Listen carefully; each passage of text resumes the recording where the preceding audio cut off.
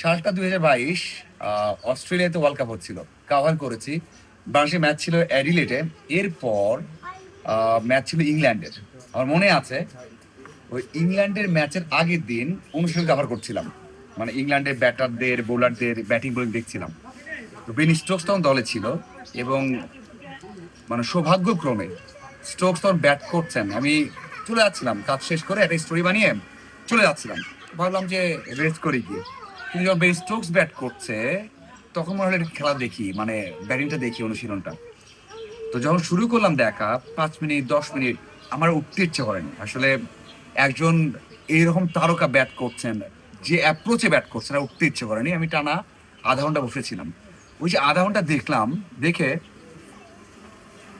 একটা জিনিস খুব ভালোভাবে উপলব্ধি করতে পেরেছি ওই সময়টাতে। এবং তারপর পরে একটা ছবি তুলে আমি ফেসবুকে দিয়েছিলাম। তখন তো পেজ ছিল না, তখন আমার প্রোফাইল ছিল।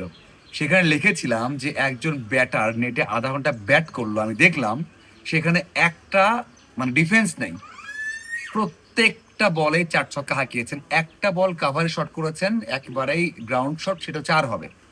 মানে ওই সময়টা 4 বছর আগে। এই যে এখন যখন সূর্যবংশী ব্যাট করেন সেই সময় আপনি কি চিন্তা করবেন? সেই সময় আপনি চিন্তা করেন যে আসলে কি খেয়েছে, মানে কি খেয়েছে। কিন্তু এই প্রক্রিয়াটা আগেই শুরু হয়েছে। তবে সূর্যবংশী পুরো আইপিএল, পুরো ইন্টারন্যাশনাল ক্রিকেটটা পরিবর্তন করে দিতে যাচ্ছেন। দেখুন, আপনি দেখেন, মানে যখনই সূর্যবংশী দলের এগেনস্টে অন্য দল খেলে তাদের ধারণা কি থাকে যে আমাদের রান করতে হবে 250, 260। বা অন্য দল হলে তারা চিন্তা করে 200, 210 হলেই হবে। তার মানে ওই যে একজন ব্যাটার রান করেন, মানে পুরো সিস্টেমটাকে চেঞ্জ করে দিয়েছেন। 776 রান করেছেন, মানে 776, 48 গড় স্ট্রাইক রেট তার। 237, টপ যে 10 ব্যাটার রয়েছেন আইপিএল এর। আপনি আইপিএল বলতে পারেন ভাই কি খেলা এটা, যেখানে ওয়ার্ল্ডের সব বেস্ট বেস্ট তারকা খেলে, সেখানে মাত্র 16 বছর বয়সী একজন তারকা বা একজন মানে মানে কি বলে এটাকে, শিশু, মানে বলে না যে বাচ্চা আছে এখনো, বাচ্চা খেলছে, সে এত রান করেছে। তো পুরো সিস্টেমটা চেঞ্জ করে দিয়েছেন। ওই সময়টা বেশি ধারণা পেয়েছিলাম। কিন্তু বাংলাদেশের প্রেক্ষাপটে কি হয়, বাংলাদেশের প্রেক্ষাপটে কি হয়, অজুহাতটা অনেক বেশি। যে এই যে ভাই মারতে গিয়ে আউট হয়েছি, ভাই বুমরা বলে আউট হয়েছি, ভাই কার বলে আউট হয়েছে দেখেছেন, কিভাবে আউট হয়েছে দেখেছেন। মানে এই অজুহাত অনেক আসে। আপনি এখনো দেখবেন বাংলাদেশের ব্যাটাররা যখন নেটে ব্যাট করে, তখন ব্যাট করতে নামলে 25 বল খেলবে, 5টা বল তারা হিট করবে। মানে আমি যেটা বললাম যে 22 সালে বেন স্টোকস যখন আধা ঘন্টা ব্যাট করেছেন, আধা ঘন্টা ব্যাট করার মধ্যে মাত্র একটা ব্যাট করেছিলেন যে উনি ডিফেন্স করবে তা 4 হবে। কিন্তু এর 4 বছর পরে বাংলাদেশ ব্যাটিং আপনি দেখবেন নেটে, নেটে হোক বা ম্যাচে হোক, স্কোরিং শট 4 ছক্কা খুব কম দেখবেন। এই যে সূর্যবংশীর প্রশংসা করতে নিয়ে ভিডিও বানাচ্ছি, আমার মনে হয় এখান থেকে অনেক কিছু শেখার আছে। আমি এর আগেও বলেছি যে আধুনিক টি-20-তে আপনার টিকে থাকতে হবে। মানে 4 ছক্কাও মারবেন, রিস্ক তো নেবেন, টিকে থাকতে হবে আপনাকে। 25 বলে 50 করতেই হবে, 30 বলে 55 করতেই হবে, এবং সেটা রিস্ক নেই। এর মধ্যে আপনি যেভাবে আউট হন না কেন, এটা আপনার দায় নিতে হবে। আপনি স্কিল ডেভেলপ করেন। একটা ছেলে এক ম্যাচে 29 বলে 97 করলো, পরের ম্যাচে 47 বলে 96 করলো, আরেক ম্যাচেও 87 আউট হয়েছেন, একটা সেঞ্চুরি করেছেন, 4টায় দেখো 50 করেছেন। মানে ভাই এটা কি, মানে এটা কি ধরনের স্কিল?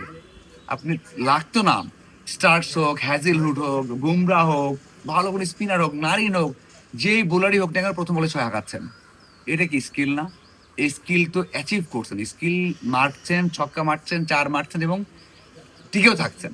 সো এটাই স্কিল। তো বাংলাদেশের প্রেক্ষাপটে হয় কি, ওই যে এত অজুহাত যে আউট হচ্ছি, ভালো বোলার, মানে ভালো বোলারে বলে আউট হয়েছি, খুব দারুণ বলে আউট হয়েছি, এই অজুহাতগুলো বাদ দিয়ে ভালো বড় ছক্কা হাঁকাতে হবে, ভালো বোলারে এগেন্সে ছক্কা হাঁকাতে হবে, এবং বিভিন্ন সিনারিওতে ভালো করতে হবে। সো তাহলেই হয়তো বা সূর্যবংশী না হওয়া যাক, বাংলাদেশের টি-20 ক্রিকেটটা এগিয়ে যাবে। হ্যাঁ, আমরা দেশে ভালো করছি, দেশের বাইরে ভালো বোলারের এগেনস্টে, ভালো দলের এগেনস্টে কেমন করি, সেটা আমাদের বড় কনসার্ন। এবং ভালো তখনই করতে পারবো যখন এই যে রিস্ক নিয়ে স্কিলটা ডেভেলপ করতে পারবো, রিস্ক নিয়ে 4 ছক্কা খেতে পারবো, এবং আউট না হয়ে আমরা 20 বল 25 বলে 50 করতে পারবো। এবং সূর্যবংশী সেটার আদর্শটা উদাহরণ। আর যদিও এটা বড় উদাহরণ হয়ে গেছে, আমরা তো সবসময় ওই যে বলি না যে বয়স তো বেশি, তার বয়স তো 28, 30, 32 হবে, কিন্তু সার্টিফিকেট তো 16 দেখাচ্ছে, এখন 16 চলছে। এটাও একটা অজুহাত ভাই, আমাদের এই অজুহাত থেকে বেরিয়ে আসতে হবে। 16 বছর না হোক, 18 বছর, 18 বছর না হোক, 25 বছর, 25 বছর মেনে নেন। কিন্তু এরকম অ্যাপ্রোচ কার দেখেছেন? ম্যাক্সওয়েল, রোহিত শর্মা, সূর্যবংশীর যে অ্যাপ্রোচটা এখানে আর কার দেখেছেন, এটা তো আমার মনে হয় না যে সানজু হোক, এছাড়া পাতিদার হোক, কারো তো এইরকম অ্যাপ্রোচ দেখা যায়নি। সো আমরা আশা করি এই অ্যাপ্রোচ থেকে শিক্ষা নিয়ে আমরা ভালো কিছু করি, সমালোচনা করি, আমরা গুঞ্জন বা অনেক রহস্য রটাই, বাট শিক্ষাও নেই। ধন্যবাদ।